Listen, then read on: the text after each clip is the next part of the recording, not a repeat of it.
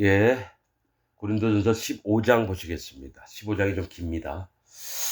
예. 14장, 16장. 예. 아무튼 고린도서는 거듭난 자만 들을 수 있는 얘기들이라서 마음에 죄가 있는 기독교인들은 이 말씀을 들어야 소용이 없습니다. 다 위선을 하고, 예. 마음에 죄가 있으면서도 예수님 믿는 척하면 안 됩니다. 왜냐하면 예수님을 대적하는 자가 예수님 믿는 척하면 안 되죠. 마음에 죄가 있는 기독교인들은 예수님을 대적하는 자들입니다. 악인입니다. 왜냐하면 예수님이 죄를 없애러 이 땅에 오셨는데 끝까지 죄가 있다라고 우기는 건 예수님을 대적하는 거죠. 예수님 실패자로 만드는 거고. 예, 시간에서인가요?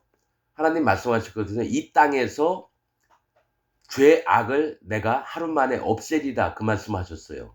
그래서 예수님한테 시켜가지고 죄를 이 땅에서 하루 만에 없애게 만드셨는데, 그래서 고통스러운 그 피 흘림을 당하셨는데, 그래도 난 죄가 있다는 건 예수님 죄 다 못 없앴어요. 사단 마귀하고 똑같이 얘기하는 자가 기독교인들이에요. 죄가 있는 기독교인들. 여기 고린도라는 말은 뿔이에요. 뿔. 성경에서 뿔은 구원을 얘기합니다. 이 성령님이 죄사함을 받은 자에게, 사도행전 2장 38절에 나와 있듯이 죄사함을 받은 자에게 성령님이 들어오시는 겁니다. 나는 말씀 있는 그대로를 믿어요. 다른 해석이 필요 없습니다. 너희가 각각 회개하고 돌이켜 죄 사함을 받으라. 그리하면 성령을 선물로 주시리니. 성령님은 죄가 없는 자에게 들어옵니다. 다시 한번 얘기하지만 레위기에 흠이 없고 정결한 예물을 가져오라 그래. 그 예물이 누구예요? 나입니다. 나. 내가 가서 제사장 되신 예수님에게 그 기름을 바치는 겁니다. 그러면 제사장 예수님은 그 기름을 번제단 위에 올려서 태우면 하나님이 흠양하는 제사가 되는 게, 그게 번제예요. 올라가다. 그리고 또 곁들이는 게 뭐냐면 할례 받은 마음, 소제를 드리라는 겁니다. 고운 가루, 내 마음을 다 꽁꽁꽁 찧어서 고운 가루 에바 10분의 1, 10분의 2, 10분의 3을 드려요. 그 다음에 전제로는 포도주 4분의 1, 3분의 1 절반을 드립니다. 이게 다 뜻이 있어요. 기름과 소제와 전제. 그렇듯이 하나님이 받으시는 게 뭔지를 정확히 알아야 돼요. 거기다가 소금을 꼭 뿌려야 되고, 소제에다가는 유향도 또 같이 놔야 되고, 이 다 뜻들이 있어요. 이걸 꼭 지식적으로 알아서가 아니라 마음에 믿는 겁니다. 내가 어떻게 하나님 앞에 거듭나며, 또 하나님이 나를 어떻게 지키시며, 깨어진 할례 받은 마음과 내 마음에 성령님이 오시고, 반드시 피를 흘리잖아요. 기름을 뽑아내려면 피를, 죽임을 당해야 돼요. 그 예수님을 얘기를 해요. 그러나 대제사장이 예수님이 그것을 하나님께, 우리에게 받은 것을 그대로 하나님께 올려드리는 거예요. 포도주 전제는 뭐예요? 복음입니다. 복음. 물과 피와 성령의 복음. 그래서 새 부대에다가 새 포도주를 담으라 그래요. 묵은 포도주 안 됩니다. 거짓 복음을 믿지 말고 새 마음에다가는 반드시 물과 피와 성령의 복음을 전해야 됩니다. 그래서 믿고 죄사함을 받고 성령님을 선물로 받은 자, 그게 고린도 교인들이 사도 바울에게 말씀을 듣는 얘기입니다. 자, 1절부터 보시겠습니다. 15장 1절.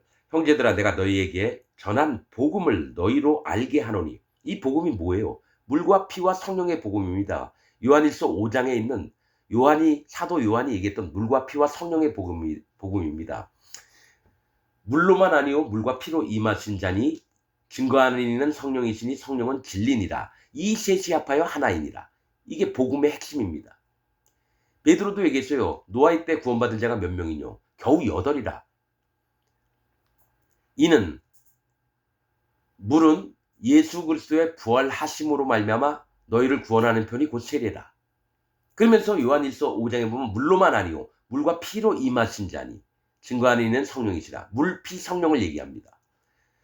육체의 더러운 것을 제하여 버림이 아니요 오직 선한 양심이 하나님을 향하여 찾아가는 것이라. 죄사함 받았다고, 하나님 백성 됐다고 죄를 안 짓는 게 아니라는 거예요. 오직 선한 양심, 죄가 없어진 양심이 하나님을 향하여 찾아가는 것은 뭐예요? 성령님의 인도를 받는 겁니다. 이 복음이요, 너희에게 전한 복음을 너희로 알게 하노니 이는 너희가 받은 것이요. 이미 받았대요. 사도 바울이 전했던 물과 피와 성령의 복음을 또 그 가운데 선 것이라. 섰다라는 건 뭐예요? 성령님의 인도를 받고 있는 중이라는 겁니다. 너희가 만일 나의 전한 그 말, 이 복음을 굳게 지키고 헛되이 믿지 아니하였으면 이로 말미암아 구원을 얻으리라. 물과 피와 성령의 이 말씀을, 진리의 복음을 마음에 믿고 지키고 있으면 구원을 받을 거래요. 내가 받은 것을 먼저 너희에게 전하였느니. 맞죠? 사도 바울도 똑같이 물과 피와 성령의 복음을 받고 고린도 교인들에게 전해줬다라는 얘기예요. 이는 성경대로, 말씀대로 그리스도께서 우리 죄를 위하여 죽으시고, 맞죠? 여러분, 예수님이 잘난 척 하려고 죽어주셨어요? 아니면 우리 죄를 없애려고 죽어주셨어요? 우리 죄를 위해서 죽었다는 건 뭐냐면 예수님의 이름 뜻이 자기 백성을 저희 죄에서 구원할 자예요. 예수님 이름 뜻이 자기 백성을 저희 죄에서 구원할 자. 마태복음 1장에 있는 겁니다. 그러면 우리 죄를 위해서 죽으셨다는 건 우리 죄를 없애려고 죽으셨다는 거예요. 근데 왜 자꾸 기독교인들은 자기가 예수님 믿는다고 하면서 죄가 있다라 그래요? 사단 마귀가 가르쳐 놓은 거짓 복음을 믿고 있다라는 얘기예요. 여러분, 예수님이 자기 몸을 단번에 들이심으로 말미암아 우리가 죄사함을 얻었노라, 거룩함을 얻었노라라고 얘기하는데, 예수님이 한 번만에 죄를 싹 없애서 우리가 거룩함을 얻었는데 현재 기독교인들은 죄를 못 없앴다고 우기니까 거룩함을 못 얻는 거예요. 하나님 명령이 뭐예요? 내가 거룩하니 너희도 거룩할지니라. 예수님이 와서 거룩을 우리에게 입혀주신 거예요. 죄를 없애서. 근데 아직까지도 예수님 믿는다고 하면서 죄가 있다라고 하는 자는 나 거룩 오는 거 싫어요. 예수님 내 죄 다 못 없앴거든요. 이건 사단 마귀가 얘기하는 거 똑같이 얘기하니까 복음의 대적자가 누굽니까? 현재 전 세계에 있는 기독교인들이에요. 목사, 장로, 집사, 평신도까지 전부 다 예수님 대적자가 돼요. 그래서 예수님이 얘기한 거예요. 너희가 땅과 육지를 두루 돌아다니다가 한 영혼을 만나면 배나 지옥 자식을 만드는도다. 너도 들어가지 않고 그들도 들어가지 못하게 하느니라. 이 말씀을 하십니다. 이런 자들이 누구냐?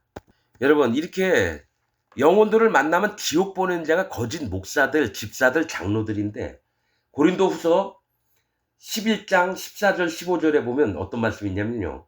이것이 이상한 일이 아니라 사단도 자기를 광명의 천사로 가장하나니 그러므로 사단의 일꾼들도 자기를 의의 일꾼으로 가장하는 것이 또한 큰일이 아니라 저희의 결국은 그 행위대로 되리라. 이게 뭐냐면 사단 마귀가요, 아주 찬란한 광명의 천사의 모습으로 나타나요.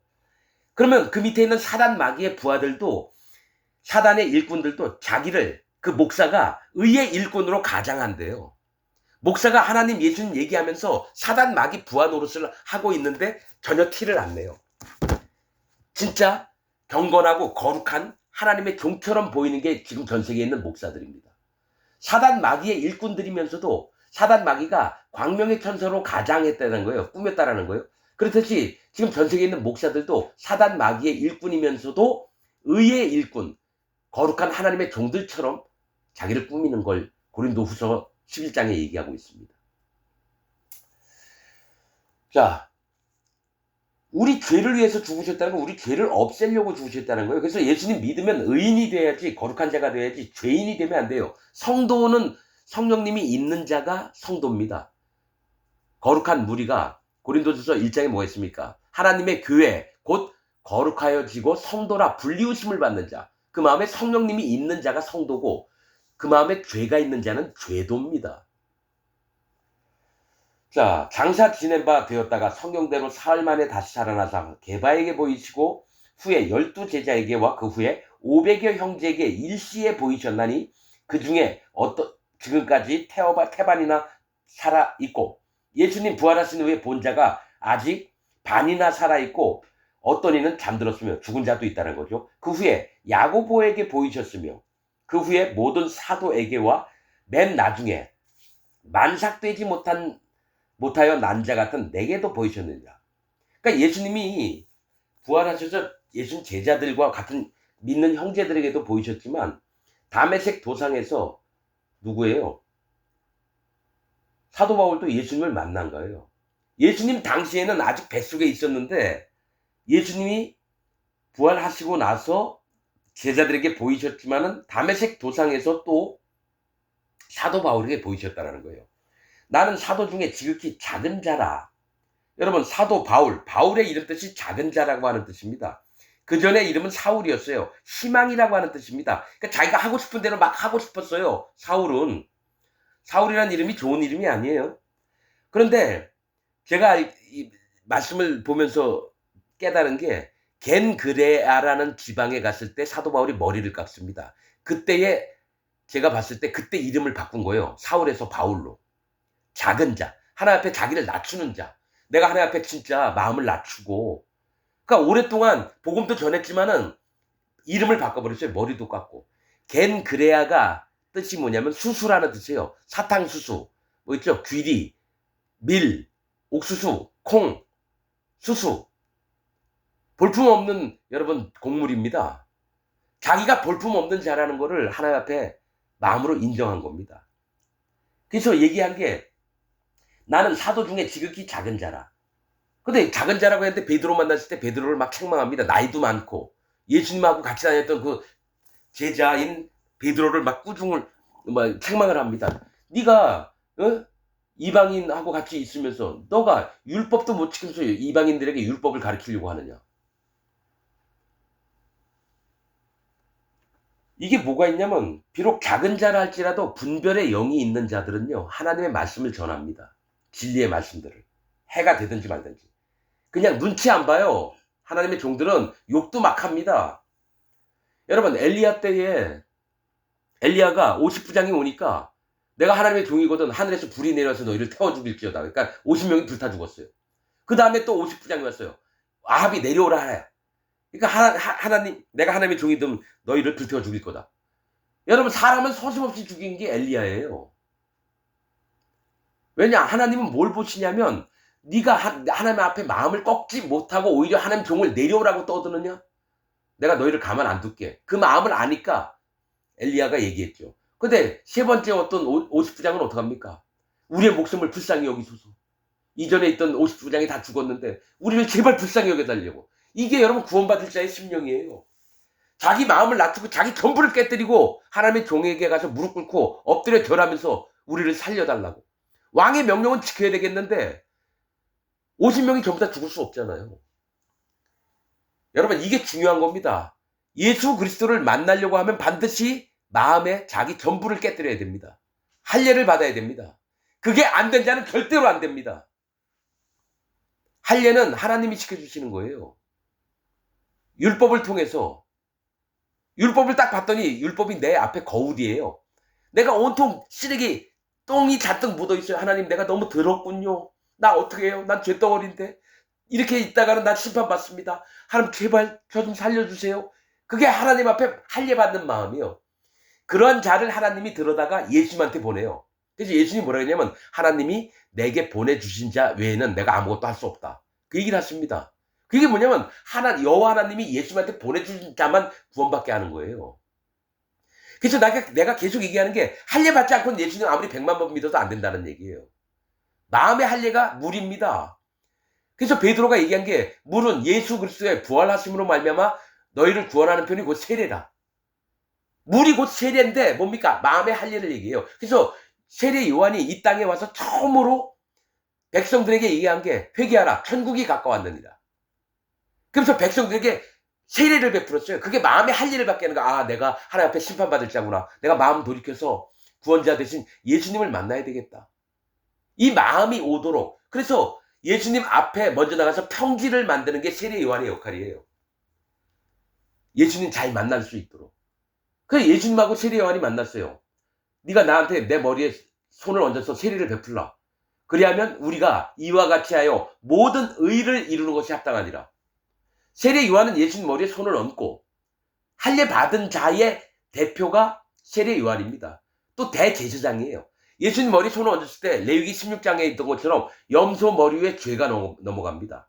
속죄 염소에게. 예수님 머리에게 죄가 싹 넘어가는 거예요.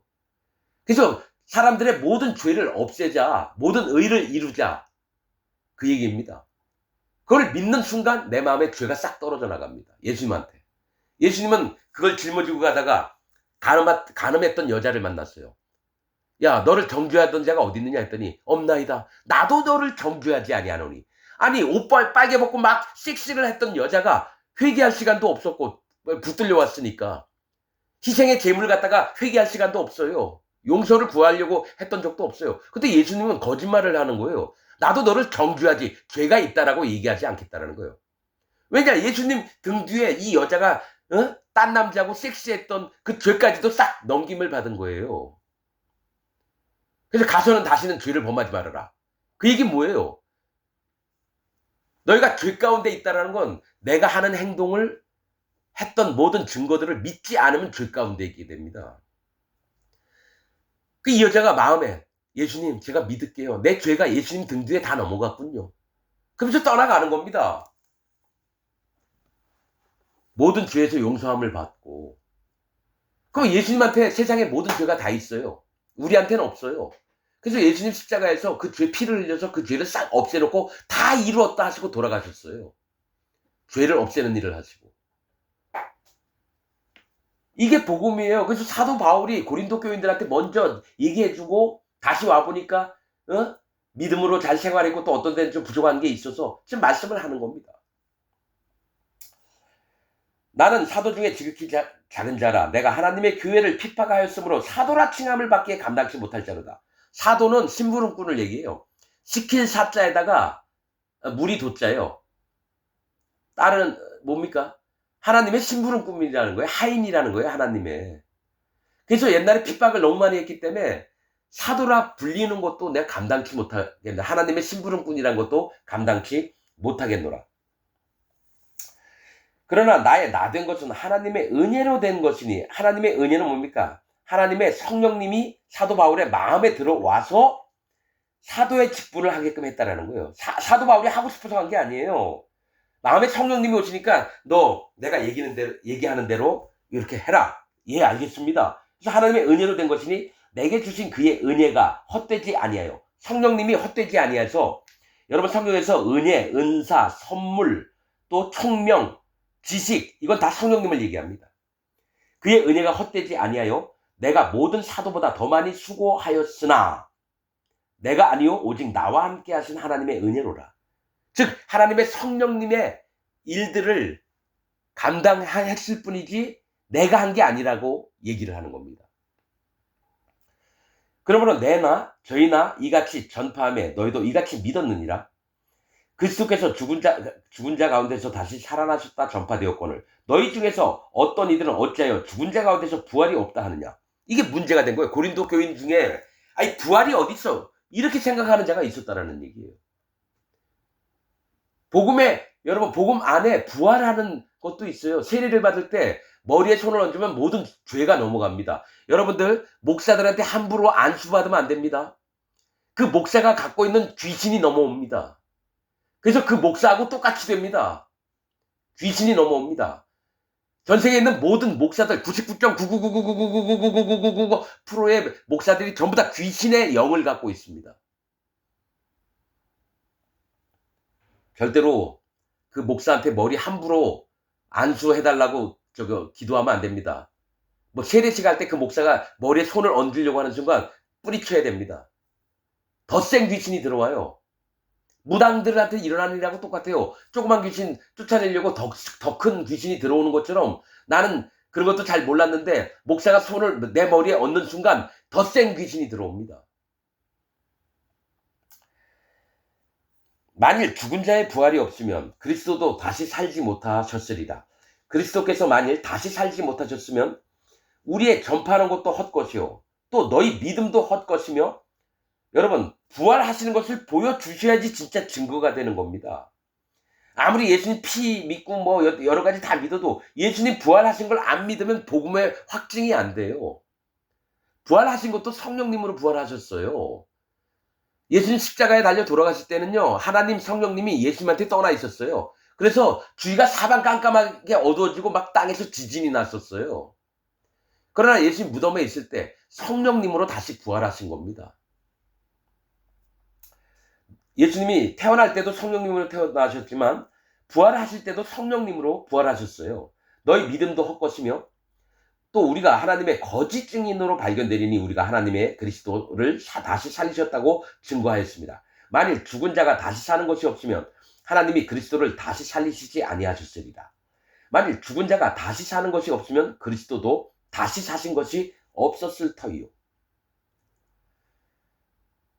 그리스도께서 다시 사신 것이 없으면 너희의 믿음도 헛되고 너희가 여전히 죄 가운데 있을 것이요. 예수님의 부활이 없으면요, 너희가 아직까지 죄 가운데 있다는 건 죄인으로 있게 된다는 거예요. 여러분, 지금 전 세계에 있는 기독교인들은 자기 마음에 죄가 있다라는 거는 예수님의 부활을 안 믿는다라는 얘기예요. 예수님이 죄를 못 없앴다라고 믿고 있는다는 거예요. 죄 가운데 있다는 건 아직 하나님 앞에 구원받지 못한 자들이라는 거예요. 여전히 죄 가운데 있을 것이요. 또한 그리스도 안에서 잠자는 자도 망하였으리니 이건 예수님 믿고 미리 죽은 자들도 망하게 될 거라는 거예요. 만일 그리스도 안에서 우리의 바라는 것이 다만 이 생뿐이면 모든 사람 가운데 우리가 더욱 불쌍한 자리라. 이게 뭐냐면 예수님이 부활하지 않았다면은 우리가 열심히 전도하고 복음 섬기고 배고프고 힘들고 춥고 괴롭고 강도 만나고 두드려 맞고 이렇게 살 필요 있어요? 고생 안 하면서 이 땅에서 잘 먹고 잘 살다 죽으면 그만이에요. 부활이 없다 하면. 그러나 부활을 믿기 때문에 누가 나를 예수님 믿는다고 죽이려고 하더라도 죽여라. 난 반드시 다시 살아난다. 그렇게 되는 겁니다. 자, 그러나 이제 그리스도께서 죽은 자 가운데서 다시 살아 잠자는 자들의 첫 열매가 되셨다. 사망이 사람으로 말미암았으니 죽은 자의 부활도 사람으로 말미암는도다. 아담 안에서 모든 사람이 죽은 것 같이 그리스도 안에서 모든 사람이 삶을 얻으리라. 아담 때문에 모든 사람 안에 죄가 들어와서 죄인으로 태어났지만 예수님 믿어서 죄가 없어지고 마음에 성령님을 받는 사람들은 예수님의 부활하심으로 말미암아 우리가 삶을 얻으리라. 여러분, 모든 인간들은요, 죽임을 안 당합니다. 육신은 죽을지 몰라도요, 영은 다시 깨어나서 하나님 천국에서, 하나님 나라에서 사는 자도 있고, 영원한 불지옥에서 불타면서 거기서 사는 자도 있습니다. 왜냐하면 하나님이 영을 집어넣기 때문에 여러분 천사들은 안 죽습니다. 죽음이라는 게 없어요. 우리 육체 가진 자들만 죽임을 당해요. 육신을 갖고 있는 것은 죽어요. 그러나 영은 영원히 죽지 않습니다. 왜냐하면 하나님이 영이시니까 영원히 살아계세요. 그렇듯이 천사들도 영원히 죽지 않아요. 그러면 아담도 산 영이 된지라 아담의 후손들도 영원히 죽지 않습니다.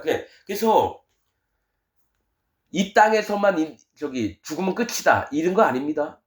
하나님은 다시 살려서 심판을 하신 다음에 영원한 불지옥에 들어가서 살아있게 합니다. 아무도 죽지 않습니다.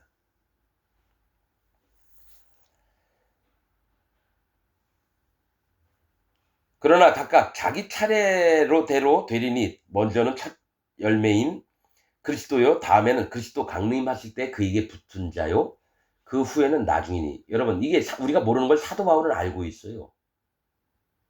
이게 뭘 얘기냐면 여러분, 먼저 부활하신 분이 예수님이에요. 다음에 부활할 사람은 예수님과 연합돼서 마음에 죄가 없고 성령님이 있는 자예요. 근데 이 땅에 살다가 나이가 100살도 안 돼서 죽었어요. 예수님 구름 타고 오실 때는 다 살아납니다. 그리고 나서 그러면 끝나는 줄 알았어요. 그 후에는 나중이니. 이 나중에는 누구냐면 스가랴서에 있어요. 천년왕국 때 천년 동안 죽도록 힘들게 사는 은을 풀무불에다가 넣어서 막 당금질하는 정도로 죽도록 고생했던 자 중에 3분의 1이 예수님과 연합합니다. 천년왕국 때. 이건 내 얘기가 아니라 스가랴서에 나온 얘기예요. 그래서 그 후에는 나중인이라고 표현하는 거예요.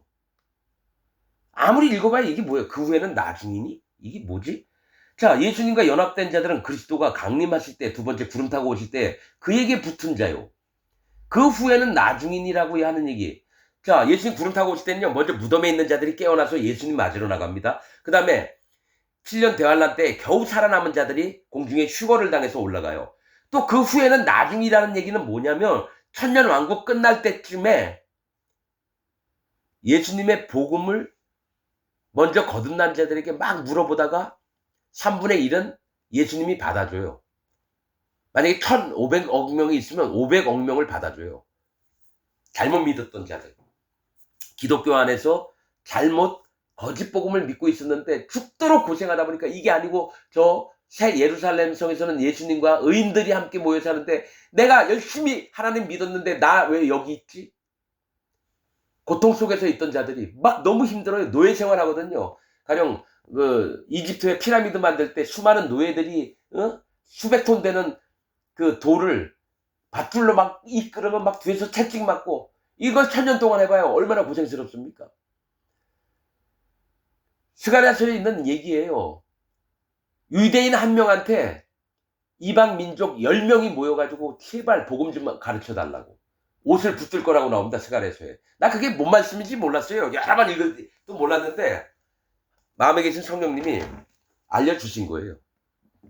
거짓 복음을 믿었다가 너무너무 눈물 나고 괴롭고 힘드니까 그때 저의 마음을 돌이킨 3분의 1은 구원하시고 3분의 2는 불지옥에 떨깁니다. 그게 스가랴서에 있습니다. 그 후에는 나중이니 저가 모든 정사와 모든 권세와 능력을 멸하시고 나라를 아버지 하나님께 바칠 때라. 저가 모든 원수를 그 발 아래 둘 때까지 불갑을 왕노로 다스리니 맨 나중에 멸망받을 원수는 사망이니라. 맨 나중에 멸망받을 원수가 사망이래요. 사단 마귀.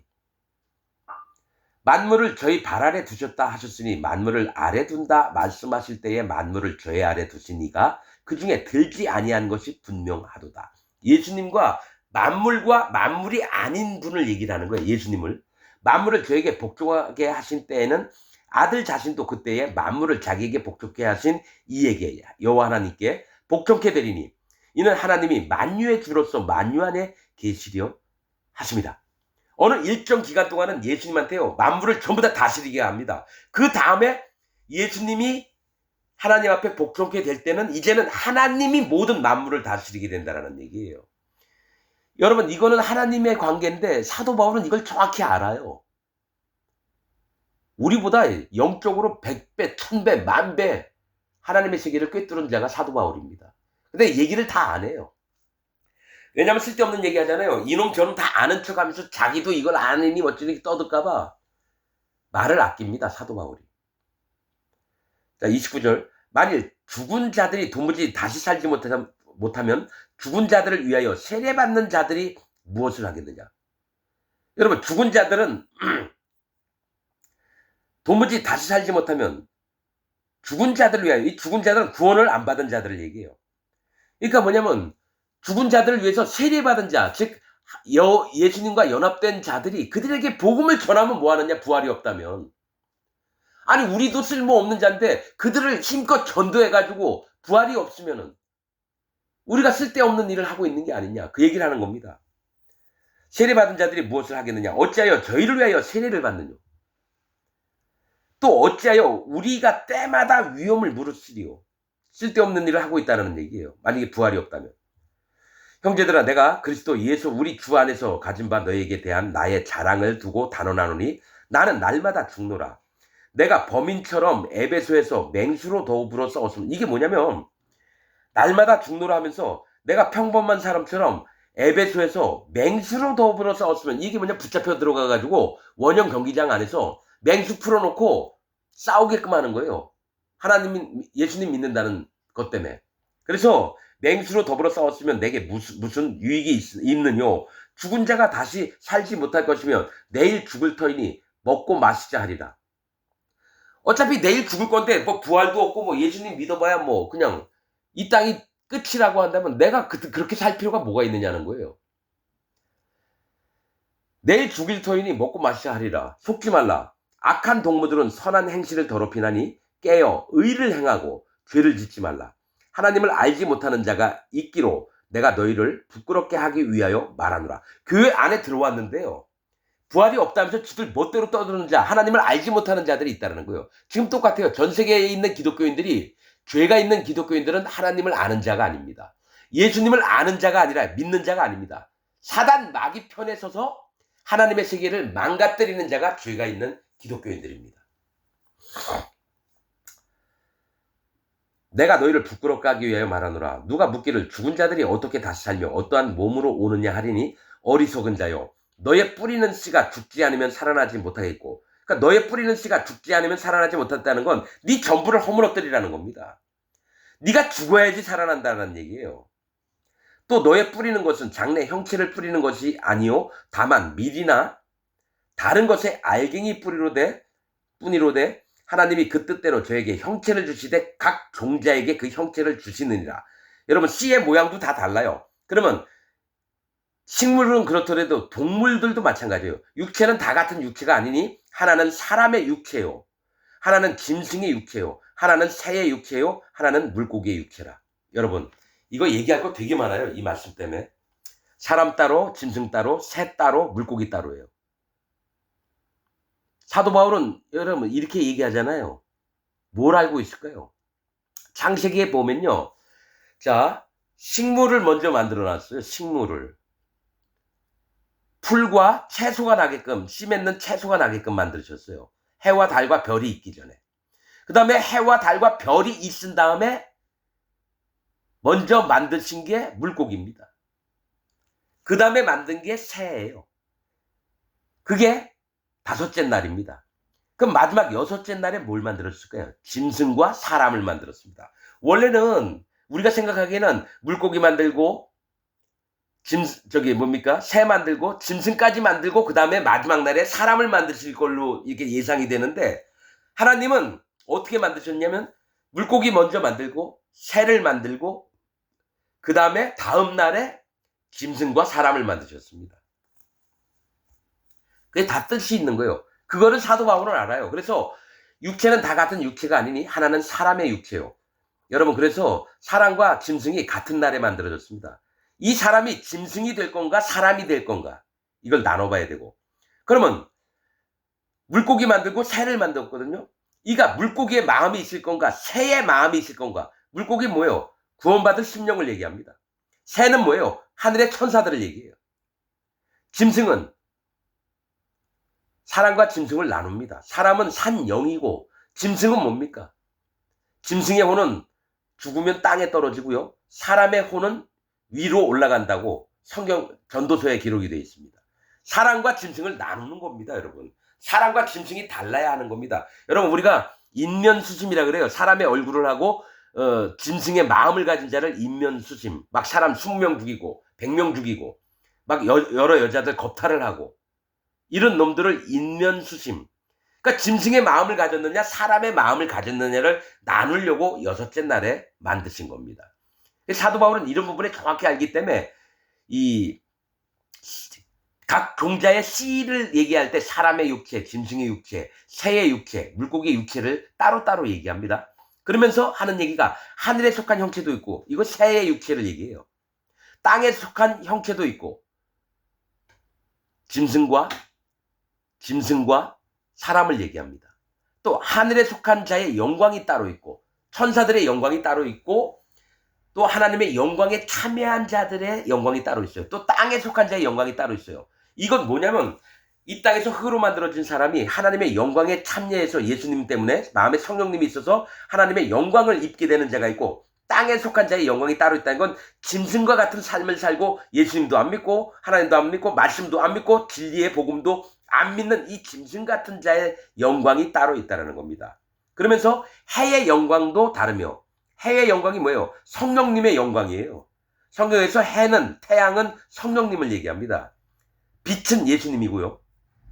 달의 영광도 다르며, 이 달이 뭐예요? 율법입니다. 율법. 또 별의 영광도 다른데 이 별들도 천사들과 하나님 종들을 얘기합니다. 별의 영광도 다른데 별과 별의 영광이 다르도다. 별은 천사들이고요. 또 별과 별 또 따로 나눠요. 이 땅에서 하나님의 종으로 살았던 이 별들을 얘기합니다. 별의 영광이 다르도다. 죽은 자의 부활도 이와 같으니 썩을 것으로 심고 썩지 아니할 것으로 다시 살며. 예수님이 뭐라 그랬어요? 한 알의 밀알이 땅에 떨어져 썩지 아니하면 그가 자라날 수가 없어요. 그러니까 하나님 앞에 올바른 식물이 되려고 하면요, 한 알의 그 씨가 썩어야지만 뿌리가 생기고 새싹이 솟아나는 거예요. 안 썩으면 그냥 가만히 있는 겁니다. 여러분, 에녹서에 어떤 말씀이 있냐면 나무를 자세히 살펴보라. 그리하면 하나님의 어떻게 행하심을 알게 될 거라고 얘기합니다. 저도 그래서 관심 있이 풀이든지 나무든지 자세히 관찰합니다. 그래서 많이 깨닫게 돼요. 여러분, 쑥이라고 하는 풀이요, 처음에 자라요. 내가 되게 많이 자란 걸 뽑았는데 또 나와서 미안해가지고 물을 제대로 줘봤더니 아래에 있던 먼저 나온 그 이파리들이 조금 있으면요 말라 죽어봅니다. 그러면서 자기 뿌리 쪽으로 내려가요. 그럼 그 위에 있는 또 그 이파리가 새 이파리가 막 나서 자라나갑니다. 그러면서 중간에 있는 또 이파리들이 시들시들해서 죽어요. 그러니까 뭐냐면 내 위에 있는 후손들을 키우려고 자기 스스로 희생을 하는 겁니다.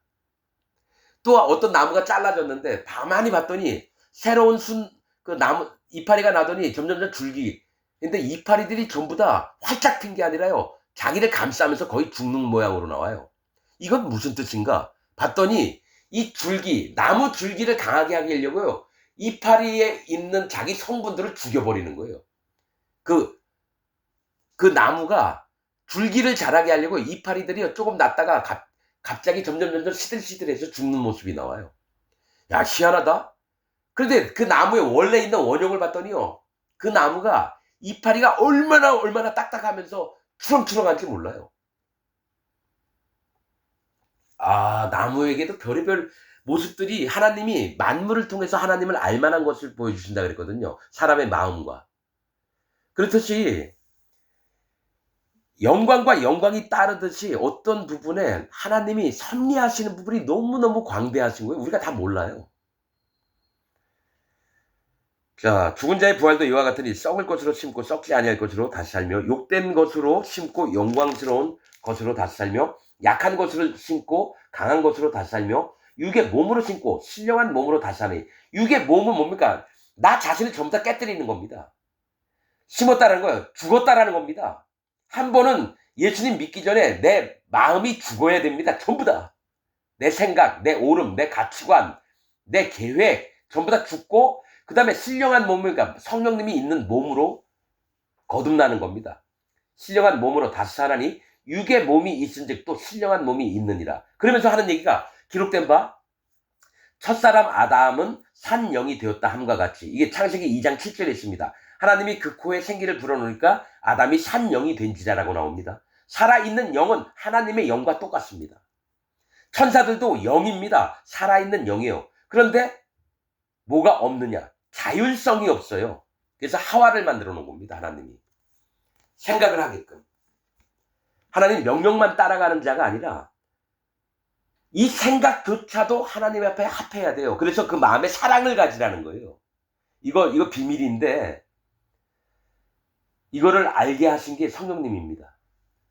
아담은 누구고 하나님 하와는 누구예요? 라고 여쭤봤더니 아담 말씀에 산영이다. 그럼 뭐예요?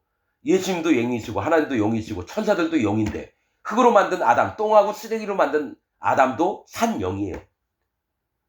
이 아담이 산영이 됐는데 하와 때문에 죄가 들어왔어요. 선악과 따먹은 거. 그 다음에 쫓겨나게 됐죠. 그래서 첫사람 아담은 산영이 되었다 함과 같이 마지막 아담 예수님이에요. 문 살려주는 영이 되었나니.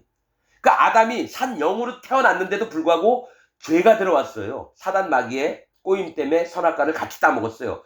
원인은 하와에게 있습니다. 하와. 그래서 고린도서에 여자가 머리에 그 수건을 쓰라고 하는 게, 포를 쓰라고 하는 얘기가 이겁니다. 여러분, 여자는 잘못했고 남자는 잘못 안 했다, 이거 아닙니다. 그 하와가 모든 인간들을 얘기합니다. 아담은 산 영이 되었다 함과 같이 마지막 아담은 살려주는 영이 되었나니. 그러나 먼저는 신령한 자가 아니요 육 있는 자요. 이걸 인정하라는 거예요. 네가 먼저 마음에 성령님 받은 게 먼저가 아니라 너는 육신을 갖고 태어나고 죄가 있는 자라는 거예요. 그 다음에 신령한 자니라. 여러분, 자기 마음에 나는 죄덩어리입니다, 하나님 나에게서는 아름다운 것이 나올 수 없습니다라고 인정을 한 다음에 신령한 자가 되는 거예요. 성령님이 오시는 거예요. 첫사람은 땅에서 났으니 흙에 속한 자이거니와 둘째 사람은 하늘에서 났습니다. 첫사람 아담은 흙으로 만들어졌죠. 예수님은 하늘에서 내려오셨어요. 하나님 뱃속에 계시던 분이 이 땅에 내려오셨습니다. 무릇 흙에 속한 자는 저 흙에 속한 자들과 같고 무릇 하늘에 속한 자는 저 하늘에 속한 자들과 같으니 우리가 흙에 속한 자의 형상을 입은 것 같이 또한 하늘에 속한 자의 형상을 입으리라. 그러니까 사도 바울은요 엄청나게 깊은 세계를 알아요. 사도 바울 마음엔 하나님 왜 사람을 흙으로 만들었을까요? 또 예수님은 왜 하나님이신데 이 땅에 내려오실 때 이 부분을 정확하게 꿰뚫고 있는 게 사도 바울이에요. 그러면서 이런 표현이 나오는 거예요. 흙에 속한 자는 흙에 속한 자의 형상을 입은 것 같이 또한 하늘에 속한 자의 형상을 입으리라. 처음에는 흙이에요. 그 다음엔 하늘에 속한 자의 형상을 입는 거예요. 거듭나는 걸 얘기를 해요.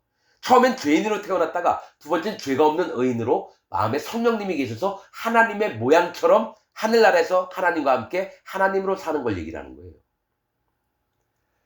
50절 형제들아 내가 이것을 말하노니 혈과 육은 하나님 나라를 유업으로 받을 수 없고 그러니까 네가 육신으로 뭔가 하려고 했던 거는 하나님 나라를 유업으로 못 얻는다는 거예요. 율법 잘 지키고 착하게 살고 바르게 살고 네 생각 머리로 계획됐던 거 전부 다 그렇게 하나님 나라를 유업으로 받을 수 없고 또한 썩은 것은 썩지 아니한 것을 유업으로 받지 못하느니라. 보라 육과 영을 나누는 겁니다. 보라 내가 너에게 비밀을 말하노니 우리가 다 잠잘 것이 아니오 마지막 나팔에 순식간에 호련히 다 변하리니. 여러분 초대교회 때 사도 바울은 이걸 미리 아는 거예요. 마지막 나팔에 순식간에 호련히 다 변할 때라는 거는 봤다라는 거죠. 예수님 구름 타고 오실 때 호련히 몸이 변해서 예수님 맞으러 나가는 거를 지금 얘기를 하는 게 이게 비밀이라고 얘기합니다. 우리는 이렇게 성경 말씀이 있으니까 다 알잖아요. 그때는 고린도 교인들이요 이런 얘기를 듣는 게 꿈과 같은 거예요.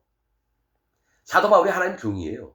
그래서 말씀으로 고린도인들을 교육하는 겁니다. 지금 2026년도 똑같습니다. 하나님의 영이 있는 성령님이 있는 하나님의 종이 얘기해줘야지 인간들이 깨닫는 겁니다. 신학교 나와서 목사 안수 받은 자가 아무리 떠들어도 여러분 이해 못해요. 거짓 선지자 얘기를 듣지 마십시오. 거짓 목사들 얘기를 듣지 마세요. 나팔 소리가 나매 죽은 자들이 썩지 아니할 것으로 다시 살고 우리도 변화하리라. 이 썩을 것이 불갑을 썩지 아니할 것을 입겠고 이 죽을 것이 죽지 아니함을 입으리로다. 이 썩을 것이 썩지 아니함을 입고 이 죽을 것이 죽지 아니함을 입을 때에는 사망이 이김에 삼킨 바 되리라고 기록된 말씀이 응하리라. 이사야서 25장 8절에 있는 말씀입니다. 사망이 즉 사단 마귀가 이김에 삼킨 바 되리라는 건 예수님이 사단 마귀를 처단을 한다는 거예요. 사망아 너의 이기는 것이 어디 있느냐. 사단 마귀야 네가 이기는 조건이 뭐냐. 사망아 너의 쏘는 것이 어디 있느냐. 이 사망 사단 마귀가 이기는 게 뭐냐 이거예요. 사망에 쏘는 것 사단 마귀가 쏘는 것은 죄요. 죄의 권능은 율법이다. 여러분 이거 비밀입니다. 사단 마귀가 여러분 하나님도 화살을 쏴요. 그러면 딱 관역을 맞추면 의가 되고요. 사단이 화를 쏴요. 하나님이 화를 쏴요. 그러면 화살이 관역을 못 맞추면 죄가 되는 거예요. 하나님이 원하시는 것을 하게 되면 의가 되고 하나님이 원하시는 것이 안 나오면 죄가 되는 건데 사망이 뭐를 쏘느냐? 죄를 쏜다는 거죠. 여기서 우리가 자세히 알아볼 게 뭡니까? 죄가 있는 기독교인들은 사단 마귀에게 졌다라는 얘기예요. 사단 마귀에게 밥이 됐다는 얘기예요. 사망, 즉 사단 마귀가 쐈던 게 죄를 집어넣었다는 거예요. 그러면 죄에서 벗어나게 하려고 예수님이 오셨는데 아직까지도 예수님 믿으면서 죄가 있다고 하는 자는 사단 마귀의 밥이고 사단 마귀의 권세 아래에 있는 자라는 겁니다. 그래서 사망에 쏘는 것은 죄의 권능은 율법이라. 이 사단 마귀를 이길 수 있는 방법은 율법이라는 거예요. 율법이 뭐야? 하나님께로부터 나온 거예요. 예수님께로부터 나온 거예요. 율법을 통해서 할 일을 받게 하는 겁니다. 자기 꼬라지를 인정하게 하는 거예요. 하나님 앞에. 죄의 권능은 율법이다. 율법이 죄 아래 다 모두를 묶어둡니다. 야 네가 죄가 있지 않느냐. 사단 마귀가 쐈던 그 화살을 다 맞았거든요. 율법을 통해서 네가 죄가 있지 않느냐. 너가 죄가 있지 않느냐. 너 죄인이지 않느냐. 너 심판받는다. 그래서 돌이키는 게 할례입니다. 죄의 권능은 율법이다. 우리 주 예수 그리스도로 말미암아 우리에게 이김을 주시는 하나님께 감사하노니. 아까 사망이 이김에 삼킨 바 된다 그랬죠. 우리가 사단 마귀를 이길 수 있게 예수 그리스도로 때문에 왔다라는 거예요. 우리도 같이 이길 수 있게. 그러므로 내 사랑하는 형제들아 견고하며 흔들리지 말며 항상 주의 일에 더욱 힘쓰는 자가 되라. 이는 너희 수고가 주 안에서 헛되지 않은 줄을 알미니라.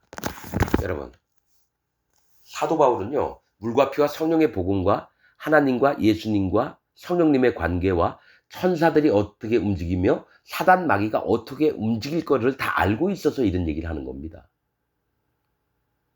믿고 있죠. 근데 여러분들은 무조건 성경책 끼고 예배당 가서 목사 설교 듣고 그냥 오면 다 되는 줄 알잖아요. 아닙니다. 정확하게 분별을 해야 돼요. 죄가 있는 기독교인의 마음엔 귀신들이 차 있습니다. 그러나 하나님의 의로움을 입었고 마음에 성령님이 있는 자는 마음에 성령님이 계셔서 사단 마귀가 절대로 침투 못합니다. 귀신들이 어떻게 못해요? 의인들을. 시편에서도 여러분 의인 죄인 얼마나 많이 나누는지 몰라요.